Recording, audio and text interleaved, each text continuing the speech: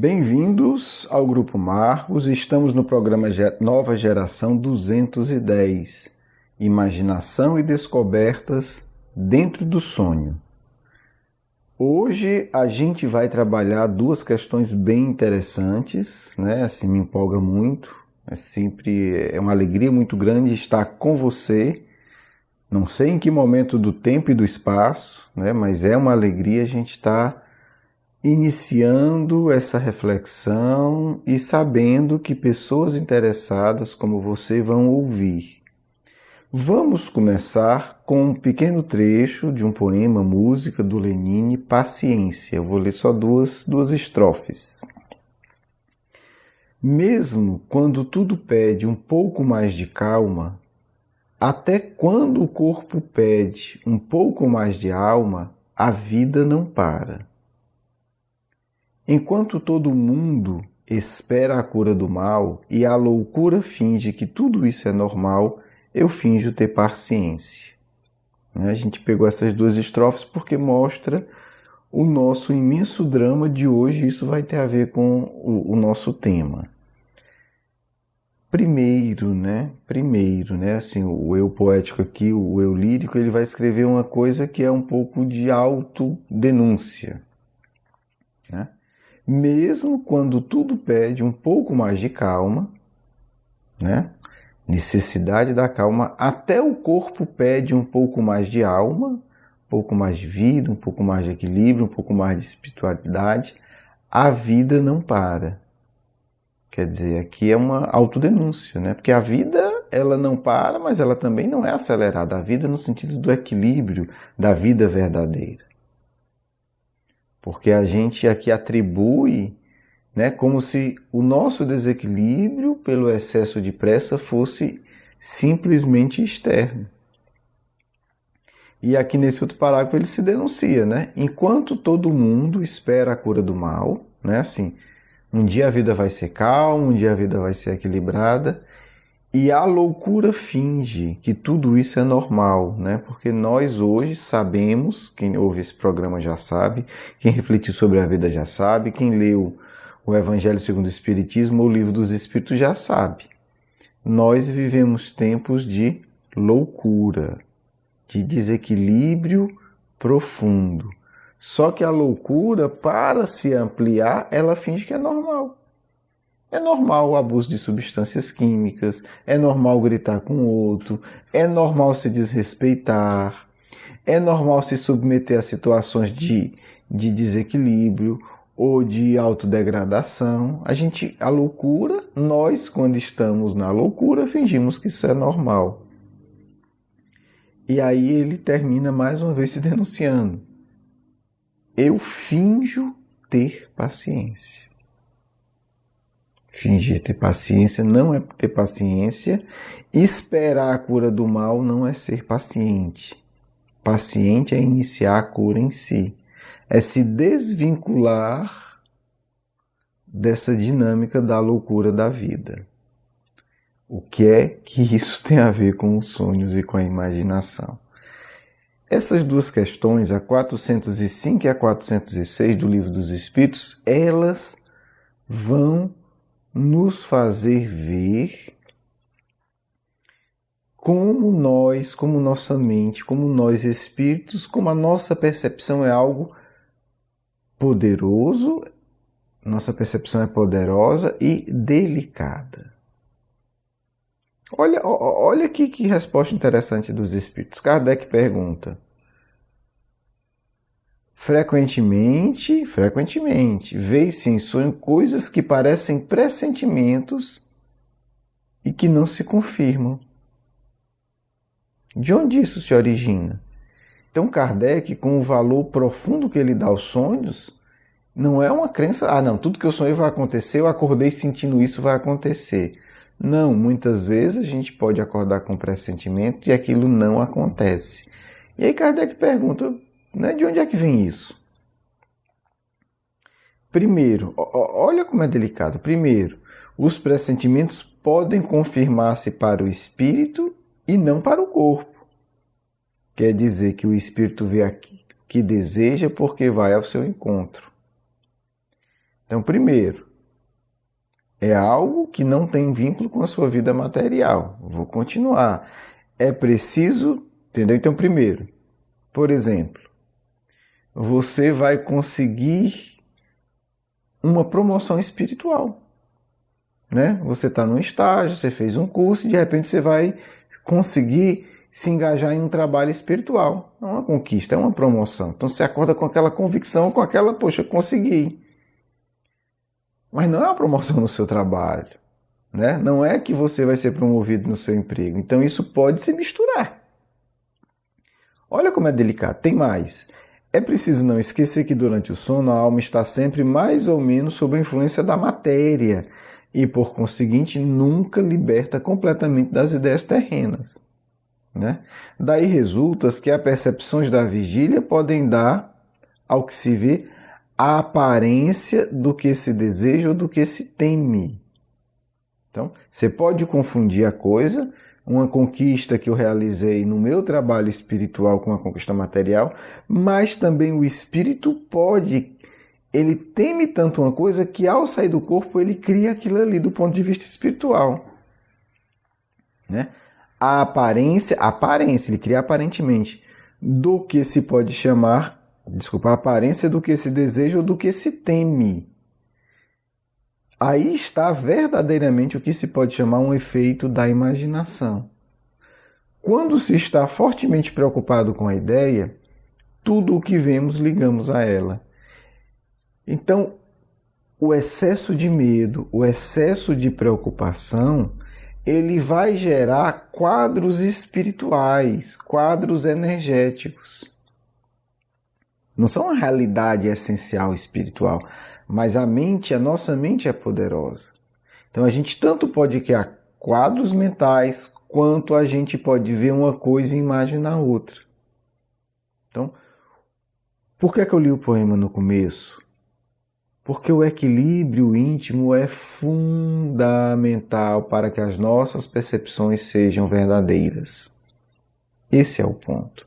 Se a gente vive uma vida de uma dinâmica enlouquecida, não precisa dizer que as nossas percepções espirituais elas vão estar distorcidas, no mínimo.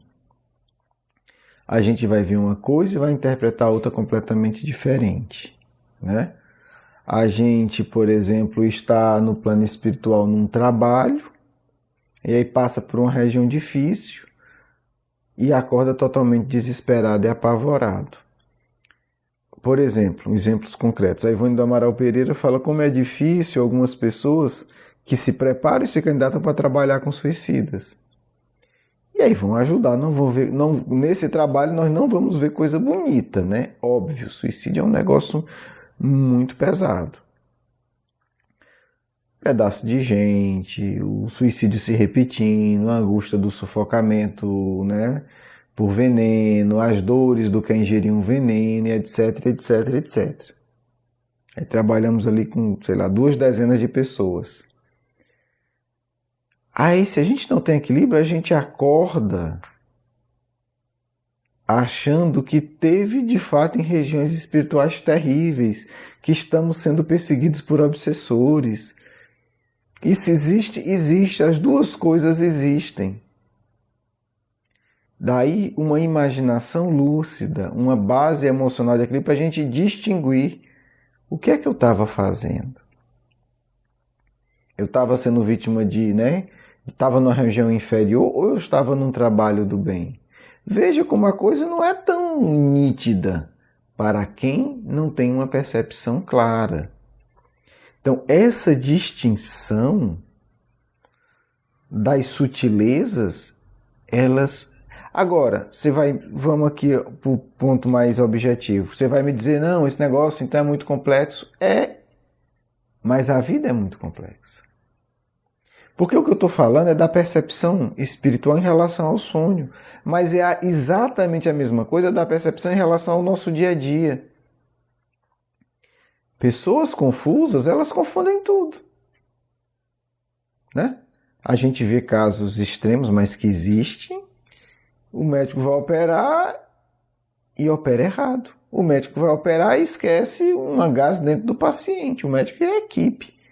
Quer dizer, estamos falando de um grupo ali que está totalmente confuso. A percepção deles está danificada. Então é a mesma coisa. Quer dizer, esse médico, esse enfermeiro que esquece um agasalho dentro do paciente, quando vai compreender um sonho, também é a confusão só. Então nós estamos falando de um exemplo do sonho, mas isso significa tudo que se percebe na vida. Às vezes os pais confusos tornam a mente da criança confusa, porque o pai e a mãe não percebem bem quando a criança está realmente sofrendo, quando ela está fazendo aquilo ali para enganar por malícia. Então gera um sistema de recompensa e punição totalmente desfocado. Porque não tem a percepção, a capacidade de avaliar qual é a linguagem do filho. Está fazendo isso porque está carente, está chamando a atenção, ok, mas por quê? Porque está tentando um tipo de manipulação, porque está naquele medo com um medo profundo, e todos nós, isso faz parte da vida humana, somos atrasados. Se a gente for à nossa infância, a gente vai ter lembrança de que nós, enquanto criança, sofremos intensamente. Porque o pai, a mãe, o cuidador, não foi capaz de perceber aquela angústia profunda e tratou como uma coisa menor. Ou tratou como se fosse um outro fenômeno. Então, quando a gente fala dessa percepção, a gente está falando do sonho, mas é uma percepção que se aplica a tudo do nosso dia a dia. Isso acontece constantemente. A gente fala uma coisa e a pessoa interpreta de uma maneira totalmente distorcida, e vice-versa. A pessoa chega de uma forma mais educada, né? A gente vive num mundo muito doente do ponto de vista da sexualidade, e a gente ou outro já acha que está dando em cima de mim. Então, a nossa percepção distorcida gera muito problema. A pessoa já é simpática porque é educada, porque o fulano ou a fulana, A ou B, somos todos iguais, erramos em grau diferente, mas somos todos iguais. Será que fulano está dando em cima de mim? Será que fulano quer ter alguma coisa comigo, mas eu não quero? Ou vice-versa. Ou você trata bem a pessoa porque quer tratar bem, a pessoa já acha que você quer alguma coisa a mais. Então, eu estou dando vários exemplos para mostrar que a questão da percepção ela gera muita dor em todas as relações. Então, o sonho exige ainda mais, né? Esse equilíbrio necessário para que a nossa percepção seja mais equilibrada e mais lúcida. Vamos agora para 406, muito rapidamente, que tem a ver com tudo isso, né? Kardec pergunta assim: quando vemos em sonho pessoas vivas que conhecemos perfeitamente praticarem atos que absolutamente nem cogitam, não seria esse efeito da pura imaginação? Você está no sonho, vê fulano fazendo isso? Quem diria? Olha como é sutil a coisa. Olha o que é que os espíritos respondem. Aqui eu vou ler rápido porque já dei exemplo. De que absolutamente nem cogitam? O que sabe sobre isso? Olha aí, gente. Quer dizer, o que é que eles estão dizendo para Kardec e para nós? Você acha que realmente conhece as pessoas? Não é porque aquela pessoa é educada, polida, ela é isso? Pode ser que seja. Pode ser que ela seja outra coisa. Pode ser que ela seja uma fingida. Pode ser que ela seja uma cínica. Pode ser que ela finja equilíbrio e honestidade, quando na verdade tem um monstro ali, um satânico. Pode ser que ela finja irreverência, até um certo desinteresse. Ou pode ser que ela aparente para você ser uma pessoa dispersa, mas ali pode estar um espírito abnegado e tranquilo. Né? Então, não é fácil perceber quem é o outro. E aí ele vai explicar outros motivos. Seus espíritos podem vir visitar o teu, como o teu pode vir visitar o dela. E nem sempre sabes o que pensam. Né? Então, você pode encontrar esses espíritos e você não sabe. Outra questão, e aliás, também, além disso, olha como é interessante. Atribuís a pessoas que conheceis e de acordo com os vossos desejos o que aconteceu ou o que acontece em outras existências. Olha que interessante, eu encontro alguém. De repente aquela pessoa é outra no plano espiritual. Isso acontece muito. Principalmente com quem é metido a santo. Os santinhos são os mais monstruosos quando saem do corpo. Tenham cuidado com isso. Os bonzinhos são os mais perigosos. Aqueles, enfim, que têm todos os trejeitos de espírito evoluído. Muito cuidado. Mas também eu encontro alguém, tem toda a questão da imaginação e tem toda a questão de que eu encontro fulano, está relativamente bem. Mas a lembrança mais profunda que eu tenho dele é que ele me matou na vida passada. É que ele me traiu, é que ele roubou o que eu tinha. Então, quando eu volto, a minha lembrança daquele encontro ainda está profundamente marcado com aquela lembrança da vida passada que eu ainda não equilibrei. Olha como a nossa mente, olha como a nossa percepção tem vários fatores de influência. Vários. Por isso, gente, qualquer escola espiritual antiga, qualquer prática espiritual séria de hoje, não tem como abdicar de uma base, vida moralmente equilibrada. Porque você buscando todo o equilíbrio, é difícil lidar com tudo isso. Imagina uma vida tresloucada, uma vida excessivamente agitada, uma vida que o dia começa e termina e você não sabe o que aconteceu, que você não sabe o que é, uma hora que é uma confusão. Quer dizer, como é que vivendo assim a gente vai ter algum mínimo de percepção lúcida? Não vai. Desencarne e continua confuso, demora 100 anos no meio da confusão para entender que desencarnou. Está acontecendo isso todo dia. E tu vive uma vida deslocada, desencarna, passa 15 anos para se dar conta que tem algo diferente. Isso não é brincadeira não, isso acontece todo dia. A dinâmica da angústia, da fuga de si mesmo é algo tão profundo que o sujeito morre e não sabe. E continua, naquela loucura imensa. E o pior, continua não, porque quando desencarna acelera 100 vezes. Psiquicamente, há uma aceleração que o indivíduo, depois que ele sabe que desencarnou de 10, 15 anos, ele passa mais 10, 20 para conseguir parar intimamente, porque ele não consegue. Isso existe. Basta você se observar depois de um dia excessivamente agitado se você consegue parar. É a mesma realidade.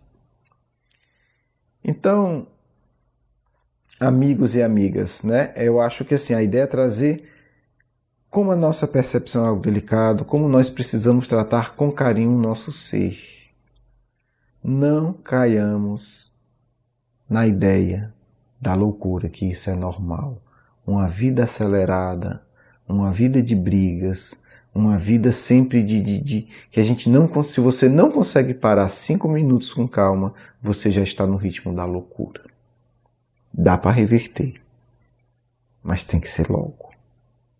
Comece parando 5 minutos por dia, que se você não conseguir, não há desculpa, não há filho, não há trabalho, não há atividade espiritual que justifique. Porque o corpo não se sustenta equilibradamente sem isso. Jesus acordava cedo e ia ver o nascer do sol. Ele é simplesmente o responsável por bilhões de espíritos. Você imagina o tanto de problema que ele tem que lidar. E ele tinha tempo. Então, se você não é mais ocupado que Jesus, se você não tem mais responsabilidade do que o Cristo, eu e você não temos desculpa. Um grande abraço, um beijo no coração. Vamos à nossa segunda parte.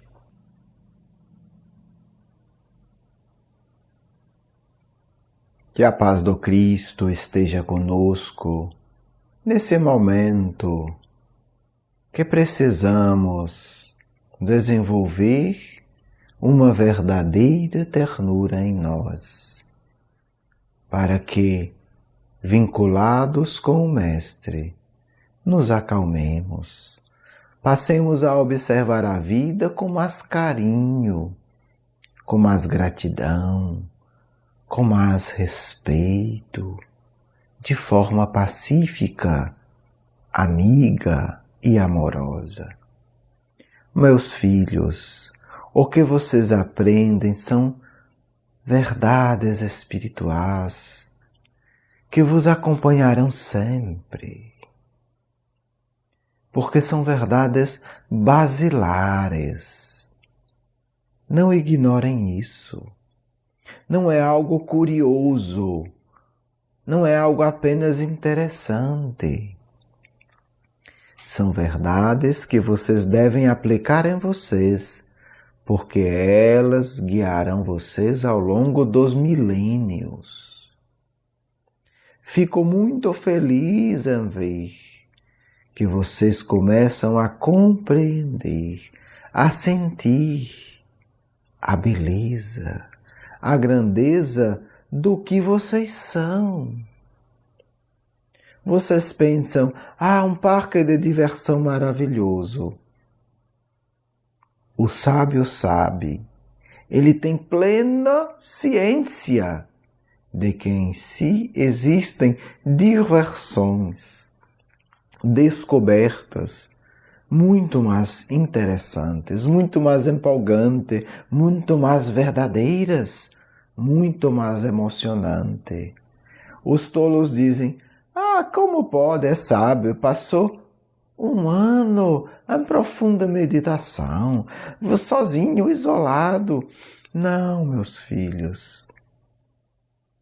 Um sábio que tira um ano para aprofundar-se espiritualmente, ele vive coisas extraordinárias. Ele lida com todas suas vidas passadas. Ele se conecta com várias e várias dimensões da vida espiritual. Falta tempo para poder explorar tudo. Ele sente a grandeza da vida. Ele penetra nos mistérios profundos da natureza. Ele interage com pássaros de forma profunda. Ele entende a linguagem da cachoeira, porque ela gera nele um estado alterado de consciência maravilhoso e o permite alçar voo em dimensões fantásticas. Por isso, filhos, nós lamentamos tanto que vocês buscam tantas e tantas e tantas diversões que na verdade são perdas de tempo. Na verdade, eles divergem o vosso espírito da verdadeira luz, quando vocês podem e devem buscar um lazer de experiências profundas, desse conhecimento que liberta, dessa sintonia com o que há de mais elevado na vida, utilizando-se dos recursos que Deus coloca na natureza, no mar, nas flores e nas florestas. Sentir a delicadeza e a grandeza do que é a mente de vocês. Entender que é preciso criar um ambiente para que a percepção se expanda. Escutar músicas que elevam e que harmonizam. Existem várias em vários períodos da história. Busquem a que mais toca o coração de vocês ou as múltiplas que elevam vocês. É preciso que o ser assuma a responsabilidade de harmonizar-se a si mesmo. Experiências espirituais não são, achei uma moeda na rua, tive uma experiência espiritual fantástica. Não, você pode até ter como um incentivo algo pontual, mas é preciso criar capacidade perceptiva profunda e poderosa. Para isso, precisa sim décadas de esforço verdadeiro, que será remunerado de uma maneira fantástica. Façamos, pois, um pacto com Jesus de Nazaré. Senhor, dar-me uma percepção elevada, pois todo dia me esforçarei para que o ambiente do teu amor exista em mim. E passo a passo eu consiga ver a beleza de Deus em tudo o que eu olhar, sobre tudo o que eu pensar, em tudo o que eu sentir. Esta é a libertação do Cristo, filhos. É passar a sentir, ver e viver no mundo com a lógica superior do amor que Ele ensina. Sejamos nós discípulos e veremos o reino de Deus em tudo o que percebermos. Paz a todos, do amigo espiritual de sempre. Quero agradecer o seu carinho, a sua atenção e para conhecer mais do nosso curso Educação Espírita, um convite à juventude, do nosso programa Nova Geração e os nossos livros, por favor visite o nosso blog grupomarcos.com.br. Você é muito bem-vindo. Um grande abraço.